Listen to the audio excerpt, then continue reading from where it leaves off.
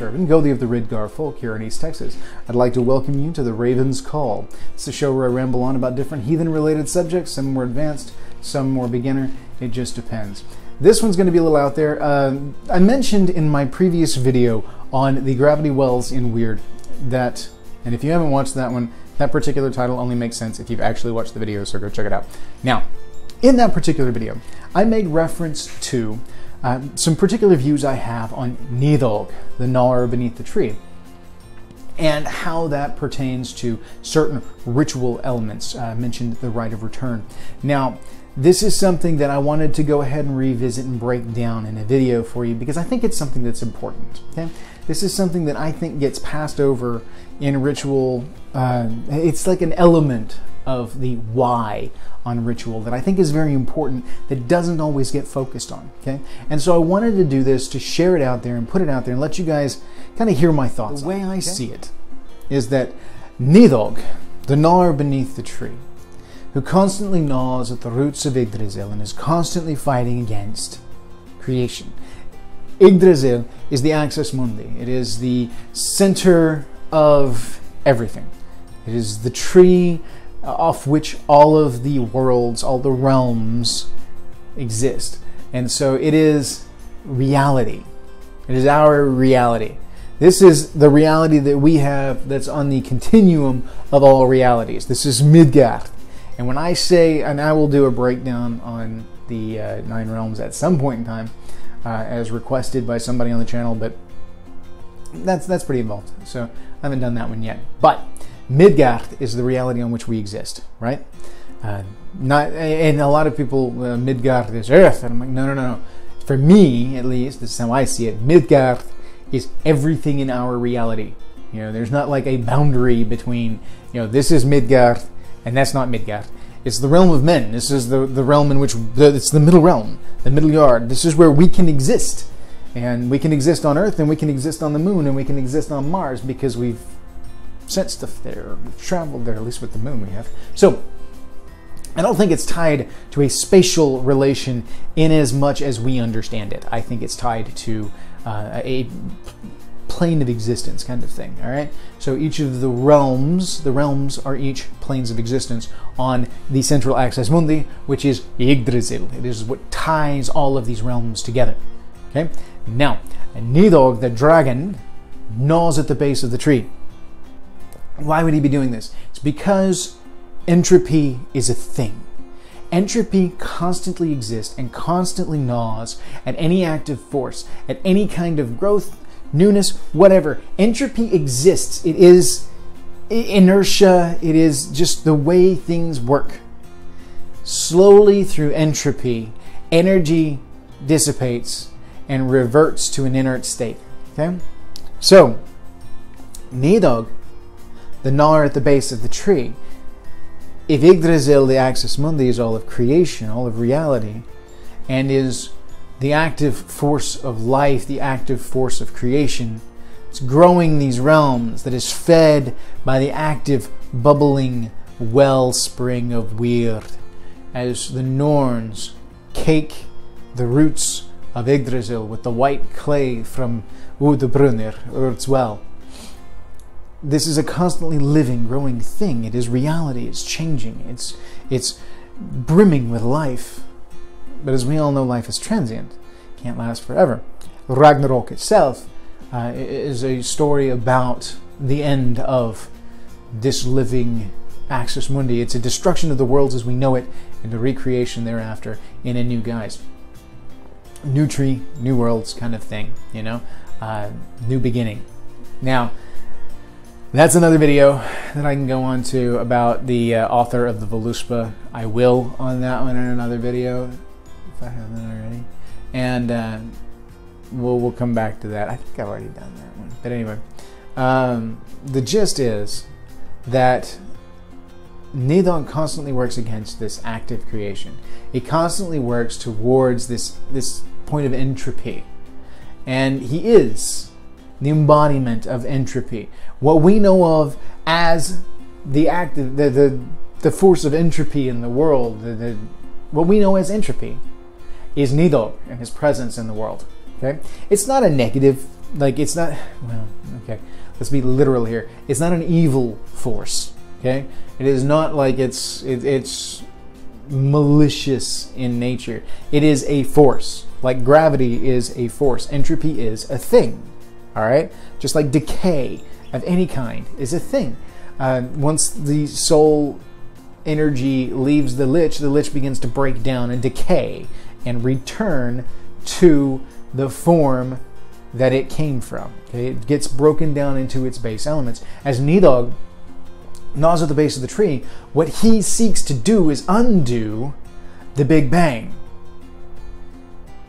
He seeks to undo and return Yggdrasil and all of the worlds back to Ginnungagap, back to that stillness. And anytime anything changes and it riles up and it creates out, Nidhoggr comes in and tries to pull it back down to the nice still of nothing. So, he is this force. Okay? He's not bad, he's not evil, he's not malicious.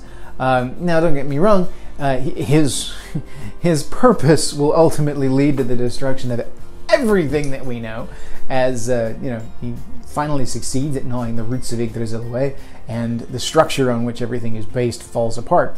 If you look at chaos theory states that no repeating system, regardless of how simple it is, can continue on infinitely. Ultimately speaking, at some point in time, even the most simple of repetitions will become complex enough that it will collapse under its own weight, its own infrastructure. The element of chaos will set in, and it will collapse no matter how strong it is, no matter how simple it is. Once it grows to a certain point, it will fall in upon itself. It's back from the days of fractals and all of that from back in the day, I'm sure you guys can remember. So, this is a thing, entropy is a force, a constant force in our lives and in reality.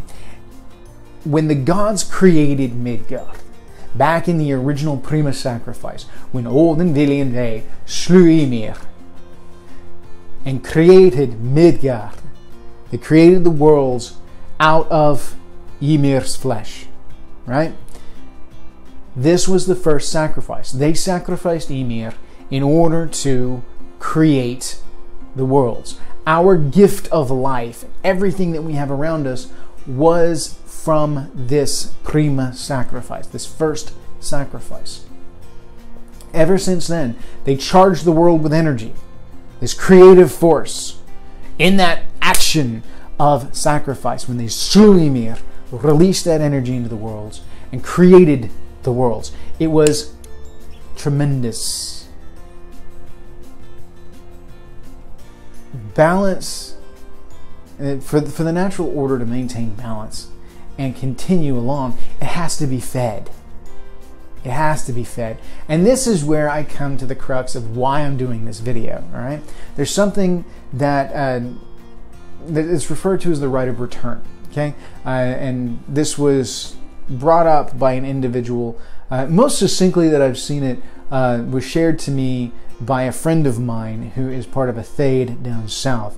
It was actually the work of one of his Thadesmen, and he did a pretty good job on putting it all into place and did a little thing on it. So, a cool little bit, but I'm not going to steal all of his stuff, okay? So I'm not going to sit here and use all of his terminology and things like that. He's done his own research and his own work, and it's really good. So I don't want to devalue that in any kind of way, shape, form, or fashion. I just can't remember the gentleman's name at the moment. But the Rite of Return, essentially, that is a term I will jack from him. The Rite of Return. In sacrifice, when we give sacrifice, there's a number of different reasons that we will give sacrifice to the gods. And at our major festivals, at our major holidays, when we give thanks to the gods for everything that we have around us, when we sacrifice to them, we are giving energies back to them. This exchange of energies keeps Yggdrasil alive. It keeps our connection with the gods strong and true. It repays our gift debt for that which we have inherited around us. We have gift debt to the gods for Midgar alone that we can never repay, because the gods created everything that we need to exist. Without that prima sacrifice, nothing exists. It's nothing but ice and snow and permafrost. Okay? And even then, it's Nidhoggr. It's before the worlds were formalized. It's raw chaos. All right? So, the act of sacrificing to the gods actively repays an element of our debt to the gods. It helps to strengthen that relationship. It makes our existence on this world not purely parasitic, but symbiotic. We pay back, we put back into the system instead of simply just taking from it.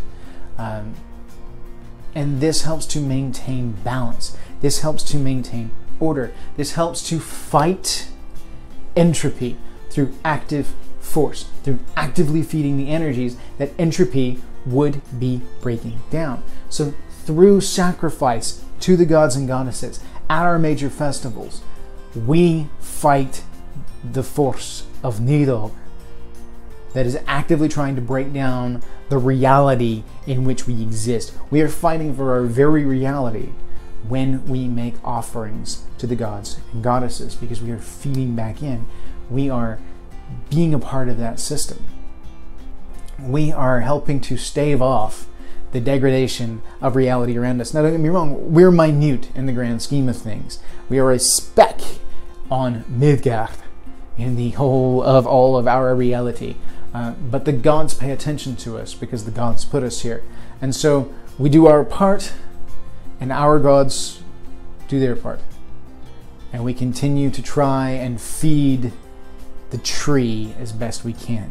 You know, we have to support the gods and goddesses through sacrifice. Good deeds feed the well. That helps to feed Yggdrasil, which then helps to stave off this entropic force of Nidhoggr. So that is why it's a why. It's an important why in ritual.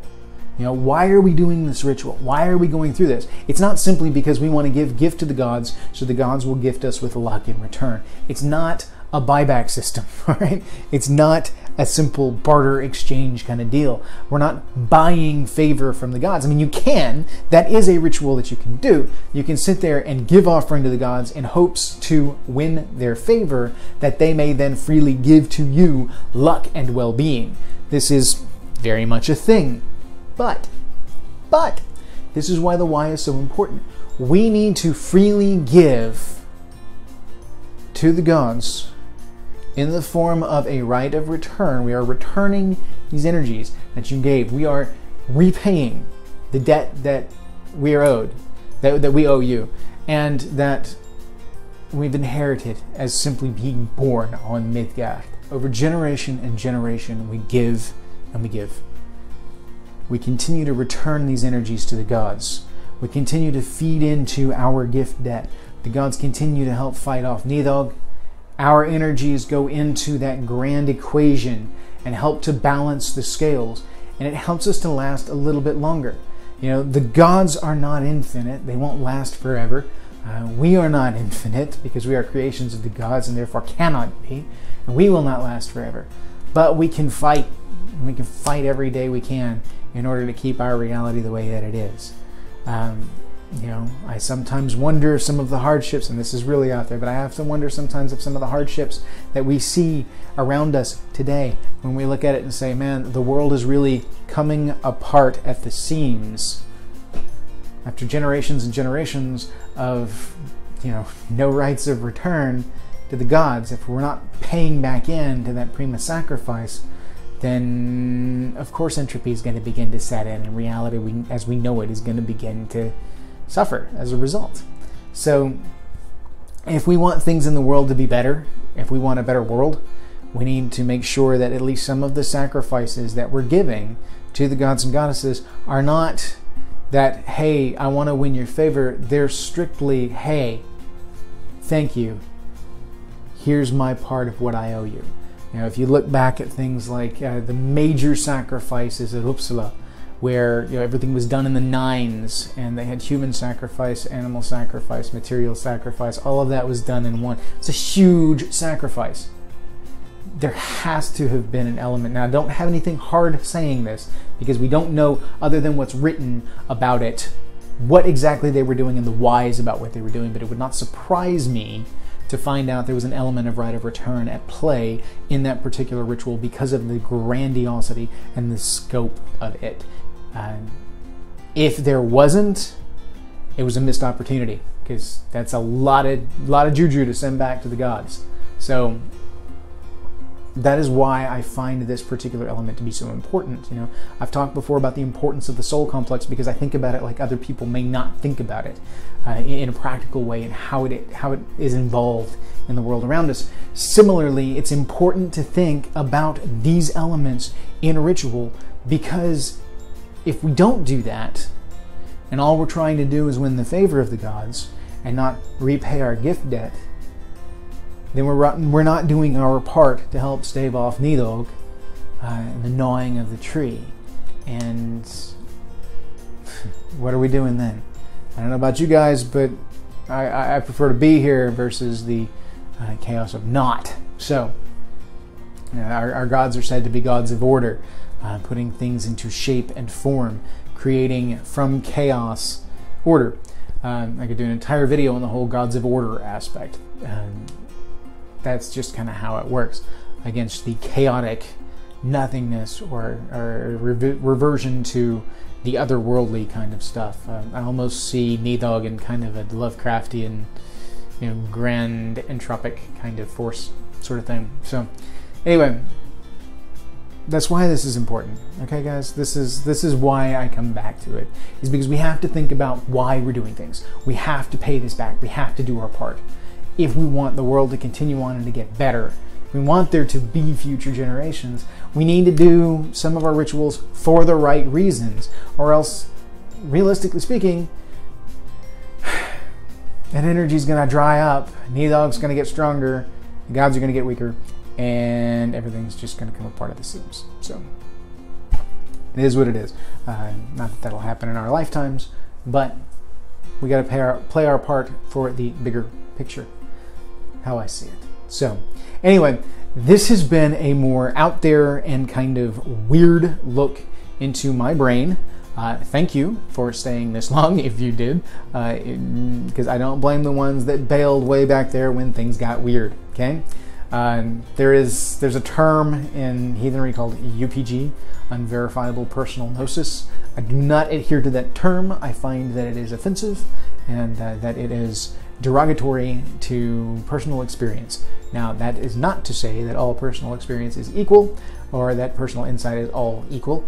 Rather, that you have to be discerning about which has value and which does not. Now, whether or not mine has value, it's up to you to figure out. So take it, look at it, think about it, roll it around in your head, let it set it on fire for a little bit, or throw it out because you find it to be crap. Whatever. So use your heads, think about these things, think through, think about the whys. Why do you do stuff? And just like with the Rite of Return, the why is important. Why you place value in this or why you don't is important to you, and only you can say that. So if you like today's video, hit like, subscribe, ding the bell, please. More subscriptions help to get the channel out there. If you don't ding the bell, you won't see all of my videos. They won't pop up in your notifications feed.